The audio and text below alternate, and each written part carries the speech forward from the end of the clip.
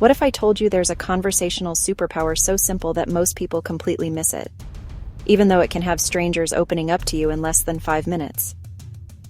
Here's the thing. Most of us are exhausted by shallow conversations.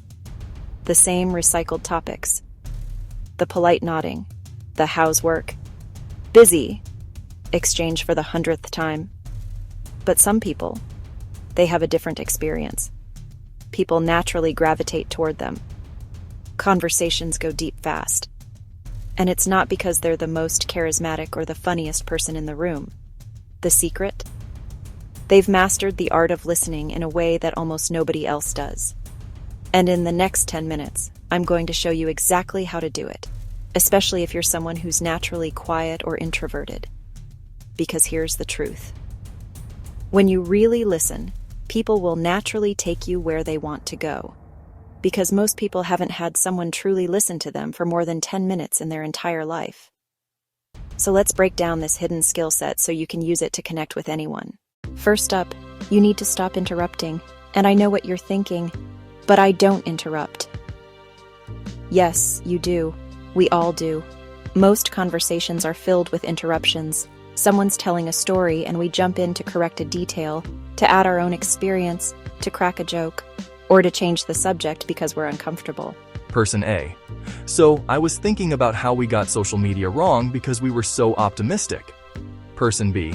Oh my God, yes! I was just reading about this. See? Interrupted. Now, there's nothing inherently wrong with banter and back and forth energy. That has its place. But if your goal is genuine connection, the kind where people remember your conversation weeks later, you need to give people 100% space to complete their thoughts. This means let them finish.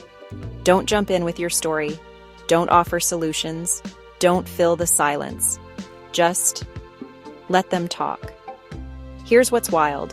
When you give people this kind of space, they'll often surprise themselves with what they share. Thoughts they didn't even know they had start flowing out because finally someone is just there. Now, there is one important exception to the no interrupting rule. You should interrupt if it takes the person deeper into their emotions. If someone is speed talking through something clearly painful or significant, pause them. Slow them down. Get more information. Yeah, I worked really hard in school mostly because I didn't want to disappoint my dad, which was the main driver for everything I achieved. I was pretty sad during that time. I always kind of hoped I wouldn't wake up the next day. Most people would just nod and move on because that's uncomfortable, right? Wait, do you really mean that? That you hoped you wouldn't wake up? When you slow down to dig deeper into the emotional core, it sends a powerful message. I care. You can be vulnerable here. I'm not going anywhere.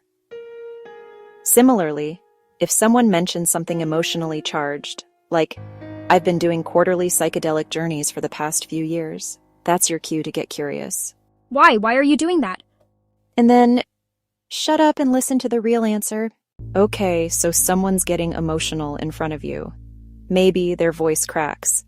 Maybe tears well up. Maybe they go quiet. What do? Here's what most people do. They panic. They immediately try to stop the person from feeling upset. Hey, it's okay, don't cry. Everything's going to be fine. Let me tell you about the time I went through something similar. And what does that do? It shuts the person down. It tells them, your emotions are too much. Put them away. Instead, offer the least invasive support possible. Sometimes that means sitting in complete silence for 2, 3, even 5 minutes while they process, while they feel their feelings, while they work through what's coming up. You don't need to fix them. You don't need to make them feel better. You just need to stay present. If you do want to use words, remember this. In highly emotional moments, say less. Not, everything happens for a reason, and I'm sure this is all going to work out, and my cousin went through something similar and she's fine now, and instead, I'm here, or take your time, or simply, I'm sorry. 3 words can hold more power than 3 paragraphs when someone's in their feelings. A hand on the shoulder, moving slowly to offer a hug, heart-to-heart contact, holding it a few seconds longer than normal, not with the energy of trying to change or fix them, but just being with them. When someone has processed a big emotion in your presence without you trying to shut it down or fix it, that creates a bond. They'll remember that you were safe, that you could handle them at their most vulnerable. After someone shares something vulnerable or processes a big emotion, there's a beautiful thing you can do. Offer them an empathetic mirror. This means you reflect back the emotional core of what they've said, in your own words. We've been through something that really unified us as a family. It could have torn us apart, but it made us stronger. It sounds like this person is your rock, like they've been there through everything. Exactly. Yes. Now here's the key. You're not anticipating what they're going to say next. You're encapsulating what they've already shared. Anticipation, based on your past experiences with other people, comes from the head. Encapsulation, based on this specific conversation happening right now, comes from the heart. So basically, you're saying women should just give up on equal outcomes? No, that's not what I said at all. He saved you in many ways, didn't he? Without question, without question. When you truly mirror someone's emotional experience back to them, they feel seen. Not interpreted, not analyzed, just seen. Okay, so here's the problem. You can master everything I've just taught you, but if you're still having conversations about the weather and weekend plans, you're not going to connect deeply. You need a way to snap people out of autopilot small talk mode. These are questions that instantly drive people into meaningful territory. If today were your last day on Earth, what message would you want to send to someone you love? What has being a parent taught you about how we should live? What's your deepest fear right now? What's something you've never told anyone? What do you wish people understood about you? Now you can't just drop these out of nowhere at a networking event. That would be weird. But here's a perfect segue.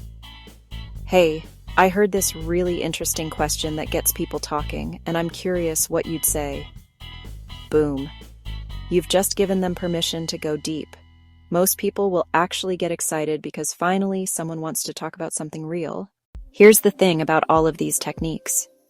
None of them work without the final ingredient. Presence is the ability to let your attention rest completely with someone else, to drop your own agenda, to stop thinking about what you're going to say next, to release your need to be funny or smart or helpful or impressive. And this is hard. It goes against every instinct we have in conversation. We want to prove our worth. We want to be seen and appreciated. We're constantly monitoring, how am I coming across? Do they like me? Was that joke funny? Should I have said that differently?